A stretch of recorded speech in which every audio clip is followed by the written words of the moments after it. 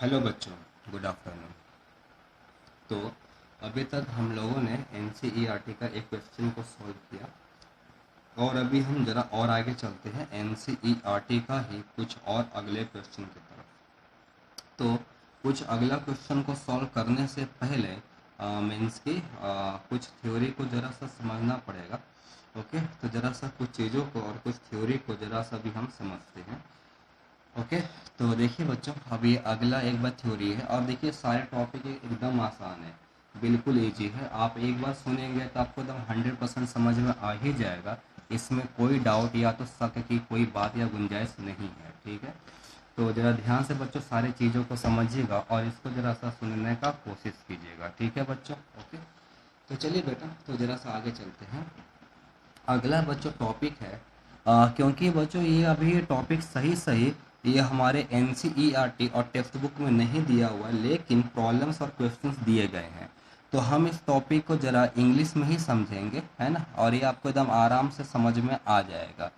देखिए टॉपिक है बच्चों, motion of A charge particle in electric field. एक जो चार्ज पार्टिकल है, एक जो विद्युत भार है, उसका गति एक विद्युतीय क्षेत्र में, एक इलेक्ट्रिक फील्ड में कैसा होगा, किस तरीके से होगा, अभी हम लोग जरा सा भी समझेंगे। ठीक है बच्चों, तो चलिए बेटा, इसमें से अभी हम लोग एक बार पहला कंडीशन ले रहे हैं कि जो चार्ज पार्टिकल का जो विद्युत भार जो होता है, उसका जो बच्चों प्रारंभिक वेग जो बच्चों v0 है, प्रारंभिक वेग जो बच्चों v0 है, वो इलेक्ट्रिक फील्ड के वह समानांतर है। ठीक है बच्चों, कैसा है तो बेटा ये सिंबल किसका हुआ तो वह समानांतर का। ठीक है बच्चों, पैरेलल है, v0 e के समांतर है, पैरेलल है। ठीक है भाई, तो देखिए बच्चों, अभी हम ऐसा मानते हैं कि ज़रा ध्यान से बच्चों सुनिएगा कि कोई भी अगर एक क्षेत्र में, कोई भी अगर एक बच्चों रीजन में क्या हो रहा है, अगर एक भाई इलेक्ट्रिक फील्ड है। ठीक है बच्चों, इलेक्ट्रिक फील्ड के लिए, विद्युतीय क्षेत्र के लिए अभी हम और इसका बच्चों लंबाई अभी हमने एल गिरा है। जैसे कि एक एक ना भाई, एक हॉरिजॉन्टल में एल की जो लंबाई तक में, एल की लंबाई तक में एक भाई विद्युतीय क्षेत्र कैपिटल ई का बना हुआ है। और विद्युतीय क्षेत्र के बारे में अभी हमें कुछ आइडिया है कि जैसे कि विद्युतीय क्षेत्र जो होता है वो बच्चों प्लस चार्ज से निकलता है और माइनस चार्ज में आता है। अभी हम लोग बच्चों विद्युतीय क्षेत्र और इलेक्ट्रिक फील्ड लाइन्स के बारे में बहुत सारी चीज़ों को पढ़ने जा रहे हैं। ओके, ये जो है ना, ये लाइन के बारे में अभी हम लोग आगे बहुत सारी चीज़ों को पढ़ेंगे, लेकिन अभी के लिए सिर्फ हम इतना समझते हैं कि जो इलेक्ट्रिक फील्ड जो होगा वो क्या करेगा, प्लस चार्ज से निकलेगा और माइनस चार्ज की तरफ आएगा। प्लस चार्ज से निकल करके कहाँ पर आएगा तो भाई अब वो माइनस चार्ज की तरफ आएगा। ठीक है बच्चों, तो चलिए बेटा मान लेते हैं कि इलेक्ट्रिक फील्ड का बच्चों मूल्य ई है। और अभी क्या किया गया है, एक विद्युत भार को, एक चार्ज को v0 की वेग से, कितना वेग से तो बच्चों v0 की वेग से, है ना, इलेक्ट्रिक फील्ड की ही दिशा में, इलेक्ट्रिक फील्ड जिस दिशा में है उसी दिशा में अब इसको बच्चों छोड़ा गया है। ठीक है बेटा, उसी दिशा में अब इसको छोड़ा गया है। और यहाँ पर से हम बच्चों चार्ज को बेटा पॉजिटिव ले रहे हैं, अभी हम लोग बच्चों धन ले रहे हैं। चलेगा बच्चों, अभी हम लोग क्या ले रहे हैं तो बेटा धन ले रहे हैं। ठीक है, ओके, क्लियर हुआ। तो चलिए बच्चों आगे चलते हैं। तो देखिए बेटा, बहुत एक आसान सा कॉन्सेप्ट है। इसके ऊपर बच्चों बल कितने का लगेगा, F बराबर Q इंटू ई। ठीक है, ओके। और दूसरा F को कैसे लिख सकते हैं, M इंटू ए। तो A कितना हो गया भाई तो Q V divided by M। तो बच्चों V कितने का हो जाएगा, V0 plus A into T. तो बच्चों V कैसे लिख सकते हैं भाई, V0 प्लस A कितना का बच्चों मिला, है ना, okay, QV by m into d t. अगर ये धन विद्युत भार होगा, हाँ कि नहीं भाई, अगर ये पॉजिटिव चार्ज होगा तो इसको बच्चों बल भी इसी साइड में लगेगा और भाई प्रारंभिक वेग भी अब इसका इसी साइड में है।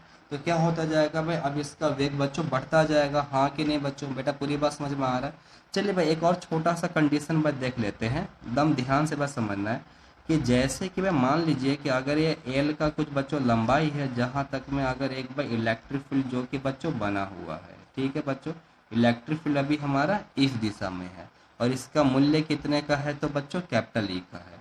और मान लेते हैं कि अगर ए के बच्चों पॉजिटिव चार्ज की जगह पर अगर ये नेगेटिव चार्ज है माइनस क्यू और इसका बच्चों दर है एम, और बच्चों प्रारंभिक वेग अभी बच्चों इसको इस तरफ की ओर दिया गया, हाँ कि नहीं बच्चों। तो अब इसको बच्चों बल किस दिशा में लगेगा, अब इसको बल अभी बच्चों उल्टी दिशा में लगेगा। अगर ये भाई पॉजिटिव चार्ज होगा तो देखिए बच्चों प्लस प्लस ये आप ये इसको लगेगा अपाकर्षण बल, और माइनस प्लस इसको क्या लगेगा आकर्षण बल। तो ये तो बच्चों माइनस क्यू चार्ज है, तो इसके ऊपर जो बच्चों बल की जो दिशा होगी, जो फोर्स का जो भाई दिशा होगा बल, ओके ना बच्चों, वो कहाँ पर होगा भाई, अब वो इस दिशा में होगा, यानी कि V0 का उल्टा।